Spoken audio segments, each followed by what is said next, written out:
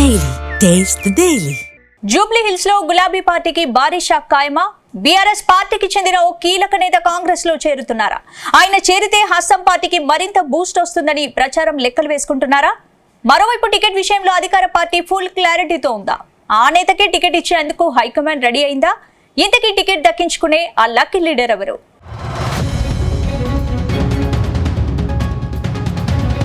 జూబ్లీహిల్స్ ఎన్నికల్లో గెలుపు కోసం అధికార పార్టీ లెక్కలు సరిచేస్తోంది.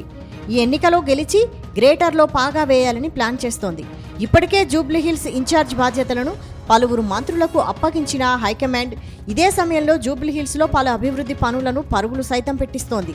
మరోవైపు పార్టీ హైకమాండ్ కూడా బైపోల్లో గెలవాలని స్పష్టమైన ఆదేశాలు ఇవ్వడంతో ఉప ఎన్నికను సీఎం రేవంత్ రెడ్డి సీరియస్గా తీసుకున్నారు. ఇందులో భాగంగా వ్యూహాత్మకంగా తాను అనుకున్న ఎఫెక్ట్ వచ్చేలా రాజకీయాలు చేస్తున్నారు. అంతేకాదు ఈ ఎన్నికలో కీలకంగా మారిన ఎంఐఎం పార్టీకి ఇబ్బంది లేకుండా తాను అనుకున్న అభ్యర్థికి ప్రోత్సాహమిస్తున్నారు. తాజాగా జూబ్లీహిల్స్ నియోజకవర్గ పరిధిలోని డివిజన్ల ఇన్ఛార్జీలతో సీఎం రేవంత్ రెడ్డి సమావేశమయ్యారు. ఈ సమావేశంలో బైపోల్లో గెలుపు క్షేత్రస్థాయిలో తీసుకోవాల్సిన చర్యలపై చర్చలు జరిపారు.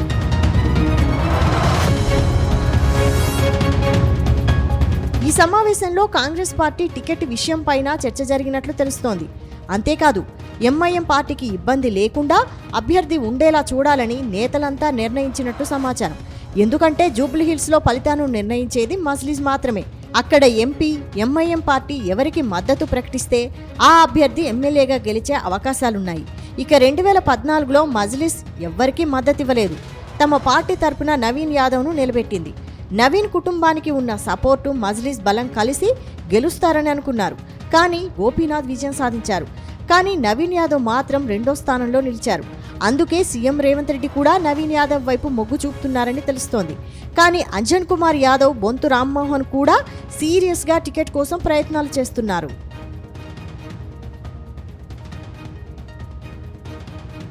మరోవైపు బీఆర్ఎస్ పార్టీకి ఎక్కడా అవకాశం లేకుండా సీఎం రేవంత్ ప్లాన్ చేస్తున్నారు.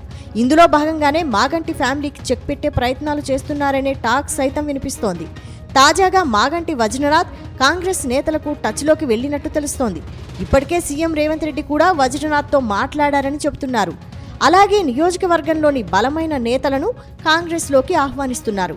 బీఆర్ఎస్లో అసంతృప్తిగా ఉన్న నేతలను గుర్తించి కాంగ్రెస్ కండువా కప్పేస్తున్నారు.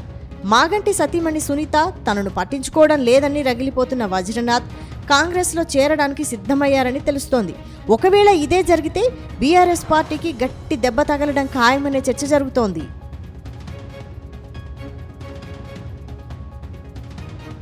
మరోవైపు జూబ్లీహిల్స్ టికెట్ కోసం అంజన్ కుమార్ యాదవ్ గట్టి ప్రయత్నాలే చేస్తున్నారు.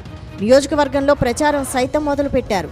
పలు డివిజన్లలో ఆత్మీయ సమావేశాల పేరిట సొంత సామాజిక వర్గం మద్దతు కూడగట్టే ప్రయత్నంలో ఉన్నారు. అటు బొంతు రామ్మోహన్ కూడా టికెట్ కోసం ప్రయత్నాలు చేస్తున్నారు. కానీ నవీన్ యాదవ్కు టికెట్ ఇస్తే ఈ ఇద్దరు మద్దతు ఇస్తారా లేక తిరుగుబాటు చేస్తారనే ప్రచారం సైతం జరుగుతోంది. మొత్తం మీద జూబ్లీహిల్స్ బైపోల్ అధికార పార్టీకి పెద్ద సవాల్గా మారిందనే చర్చ జరుగుతోంది.